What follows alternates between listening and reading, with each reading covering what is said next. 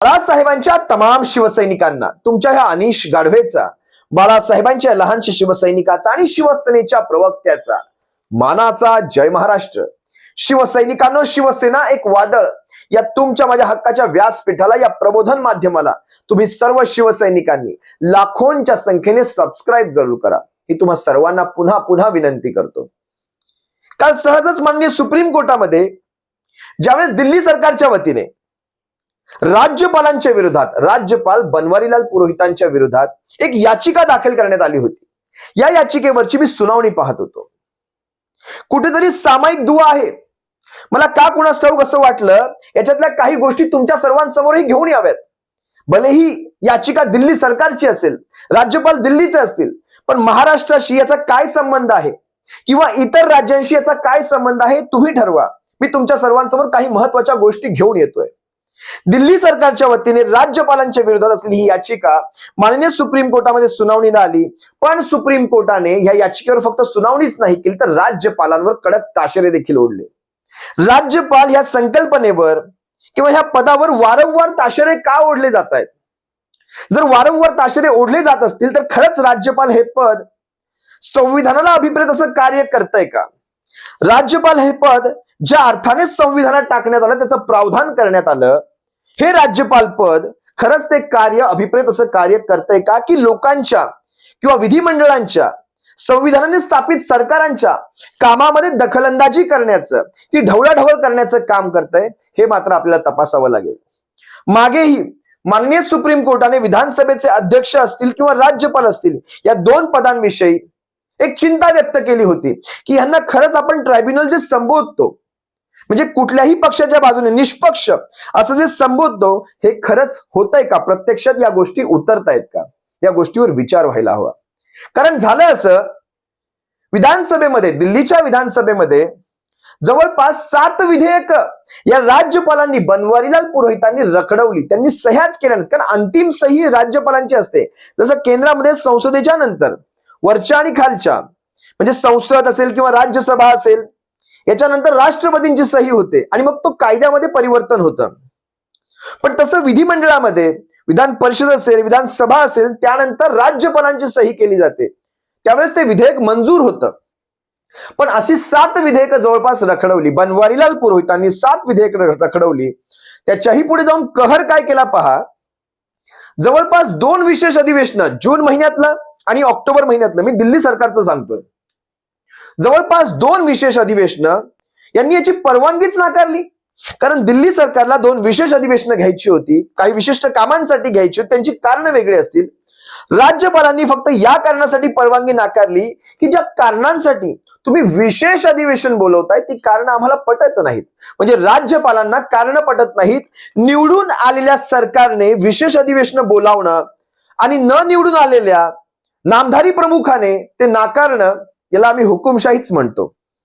त्यांनी ती नाकारली. यावेळेस मात्र दिल्ली सरकारच्या वतीने ज्यावेळेस याचिका करण्यात आली, माननीय सुप्रीम कोर्टाने याच्यावर कडक ताशेरे ओढले. नेमकं सुप्रीम कोर्ट काय म्हणाले तुम्ही पहा.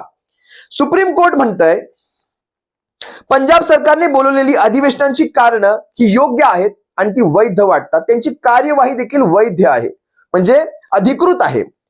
जून आणि ऑक्टोबर मध्ये बोलल्याची. विधिमंडळाच्या अधिवेशनावर, हे महत्वाचं आहे, नीट लक्ष द्या, विधिमंडळाच्या अधिवेशनावर शंका घेण्याचा प्रयत्न करणे हे लोकशाहीला धोक्यात आणेल. म्हणूनच आमचा विश्वास का कुणास ठाऊक अजूनही सुप्रीम कोर्टावर आहे. त्यानंतर आमचा न्याय व्यवस्थेवरचाही विश्वास उडालेला आहे. विधिमंडळाच्या अधिवेशनावर शंका घेणे, हा प्रयत्न करणे, हे लोकशाहीला धोक्यात आणण्याचा एक प्रयत्न आहे किंवा लोकशाही धोक्यात येईल याच्यामुळे. राज्यपाल निवडून जरी आले नसले तरी विधान, म्हणजे महाराष्ट्राचे असेल किंवा कुठल्याही राज्याचे विधिमंडळ असतील, यांच्यावर शंका घेणं हे लोकशाहीला अभिप्रेत नाही. त्यानंतर त्यांनी जरी त्यांच्याकडे काही विशेष अधिकार जरी असले, आणि आपण मान्य करतो ते विशेष अधिकार, आपण मान्य करतो, संविधानाने दिलेले आहेत, आर्टिकल 200 प्रमाणे त्यांच्याकडे काही विशेष अधिकार आहेत, पण जरुरी नाही की त्यांनी ह्या विशेष अधिकारांमुळे त्याचा गैरवापर करून विधिमंडळांच्या किंवा सरकारांच्या लोकनियुक्त, संविधानाने स्थापित सरकारांच्या कामकाजामध्ये अडथळे आणावेत. कारण आर्टिकल 200 प्रमाणे विधिमंडळाने मंजूर केलेली विधेयक रोखण्याचा अधिकार हा राज्यपालांना आहे. सुप्रीम कोर्ट देखील मानतं, आपण देखील मानतो. पण अभिप्रेत काय असतं पहा, तुम्हाला विधेयक मंजूर जर नसेल मग त्याच्यातल्या त्रुटी तुम्हाला दाखवाव्या लागतील, त्या त्रुटी तुम्हाला मांडाव्या लागतील, त्या त्रुटी तुम्हाला समजवाव्या लागतील. ज्यावेळेस तुम्ही त्रुटी समजवाल ते विधेयक तुम्ही रोखाल, त्यानंतर ते विधेयक पुन्हा चर्चेला जाईल, विधिमंडळात असेल त्या रिस्पेक्टिव्ह राज्याच्या, ते विधिमंडळात चर्चेला जाईल, पुन्हा विशेष अधिवेशन बोलवलं जाईल, त्याच्यावर चर्चा घडवली जाईल, त्याच्यातल्या त्रुटी दुरुस्त केल्या जातील आणि ते विधेयक पुन्हा मंजूर होऊन राज्यपालांकडे सहीसाठी येईल. अशा प्रकारचा तो संवाद असतो, अशा प्रकारची ती कार्यवाही असते. फक्त तुम्हाला मंजूर नाही म्हणून तुम्ही सही देणार नाही असं होऊ शकत नाही. विधेयक तुम्हाला मंजूर करावं लागेल, तुमच्या त्रुटी दुरुस्त करून तुम्ही ते विधेयक मंजूर करवून घ्यायचं असतं. तशा प्रकारचा संवाद तुम्ही प्रस्थापित करायचा असतो. हे संविधानाला अपेक्षित आहे, लक्षात घ्या. माननीय सुप्रीम कोर्टाने यावर देखील बोट उचललेलं आहे. पण आता घडतंय असं, राज्य सरकारांना सर्वोच्च न्यायालयात यावं लागतं ह्या सगळ्या गोष्टींसाठी. राज्य सरकार सर्वोच्च न्यायालयापर्यंत येईपर्यंत राज्यपाल का थांबून राहतात, हा सर्वोच्च न्यायालयाचा सगळ्यात पहिला प्रश्न आहे. आणि हे सगळं आधीच व्हायला हवं. सर्वोच्च न्यायालयात यायच्या आधी हे विधानमंडळातच व्हायला हवं, तिथेच हे सगळे प्रकरण संपायला हवेत. कारण ते एक विशेष समांतर ट्रायब्युनल आहेत बघायला गेलं तर. मग हे सर्वोच्च न्यायालयापर्यंत का येतात? आणि हे प्रश्न अतिशय व्हॅलिड आहेत, वैध प्रश्न आहेत सर्वोच्च न्यायालयाचे. आणखी एक तुम्हाला उदाहरण देतो. तामिळनाडूमध्ये पण हेच झालं होतं. 2020 पासून जवळपास 10 विधेयकं रखडवली गेली. तिथे देखील असाच काथ्याकूट झाला. म्हणजे उदाहरण पहा, पहिलं उदाहरण मी दिलं दिल्लीचं, दुसरं उदाहरण देतोय तामिळनाडूचं, आणि तिसरं उदाहरण चला तुम्हाला मी महाराष्ट्राचं देतो, कारण हा सामायिक दुवा काय आहे मी तुम्हाला सांगितलं. महाराष्ट्रामध्ये ज्यावेळेस महाविकास आघाडीचं सरकार होतं, 13 राज्यपाल नियुक्त सदस्यांची म्हणजे आमदारांची नेमणूक करायची होती, नावं दिली गेली होती, यांच्याकडून मंजुरीच येईना. बघा कशा प्रकारे विकास पण रोखला जातो, कारण त्या 13 आमदारांच्या मार्फत त्या विधान परिषदेच्या एरियामध्ये तो विकास झाला असता, तो निधी खर्च केला गेला असता, पण ते झालंच नाही. आजतागायत ते सारेच्या सारे 13 आमदार हवेतच आहेत. ती आपली यादी गेली, आपलं सरकारही गेलं म्हणा, त्यानंतर ह्यांची यादी गेली. पण विचार करा, त्यावेळेस देखील फक्त भाजप शासित ही राज्य नाहीयेत, कारण ह्या तिघही राज्यांमध्ये कॉमन दुवा काय निघतो, एक सामायिक दुवा असा निघतो. तामिळनाडूमध्ये मला वाटतं डीएमकेचं आणि काँग्रेसचं सरकार आहे, दिल्लीमध्ये आम आदमी पक्षाचं होतं, महाराष्ट्रामध्ये शिवसेना, काँग्रेस आणि राष्ट्रवादीचं सरकार होतं. या तीनही राज्यामध्ये भारतीय जनता पक्ष सरकारात नव्हता. त्यानंतर आणि महत्वाची गोष्ट म्हणजे ज्यावेळेस सरकार पडलं, आमदार पळापळी करत होते, आमदार फुटले जात होते, गद्दाऱ्या करत होते, त्यावेळेस आमदारांकडून लेखी असा कुठलाही पुरावा नसताना, सरकारच्या अविश्वासाचा कुठलाही पुरावा नसताना तुम्ही बहुमत चाचणी बोलावता. ती कुठल्या आधारावर बोलवता? तशी परिस्थिती नसताना देखील बोलवता आणि बहुमत चाचणी तुम्ही सरकारांवर थोपवता आणि पर्यायाने तुम्ही ज्यावेळेस संविधानाने शासित सरकार उलथवता. हे सगळं पाहता राज्यपाल विरुद्ध, भविष्यामध्ये मी सांगतोय राज्यपाल विरुद्ध राज्य सरकार असा संघर्ष पेटणार हे मात्र नक्की. आणखी त्याच्यानंतर मी विचार केला, आणखी कुठली राज्य आहेत असं शोधावं, तर आपली फक्त ही 3च राज्य नाही, म्हणजे महाराष्ट्र, तमिळनाडू असेल किंवा दिल्ली सरकार असेल. मला केरळ सुद्धा सापडलं, जिथे डाव्यांचं सीपीआयचं सरकार आहे केरळमध्ये. तेलंगणा, जिथे भारत राष्ट्र समितीचं सरकार आहे. आणि आणखी एक राज्य सापडलं जे आहे पश्चिम बंगाल, जिथे तृणमूल काँग्रेसचं सरकार आहे, ममता दीदींचं सरकार आहे.